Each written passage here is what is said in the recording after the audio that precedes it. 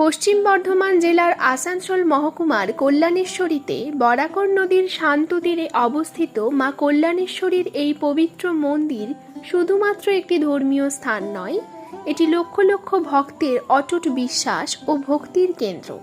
শতাব্দীর পর শতাব্দী ধরে অসংখ্য মানুষ এখানে ছুটে আসেন মায়ের দর্শনের আশায়। এখানে দেবীকে মা দুর্গার এক কল্যাণময়ী শক্তিরূপ হিসেবে পুজো করা হয়।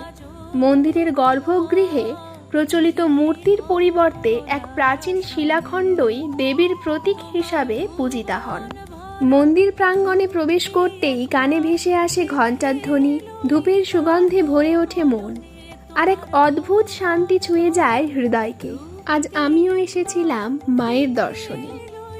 ফেরার পথে মনে হলো এই শান্তি আর ভক্তির অনুভূতিটুকু আপনাদের সঙ্গেও ভাগ করে নিই। তাই কিছু ছোট ছোট মুহূর্ত তুলে আনলাম এই ভিডিওতে।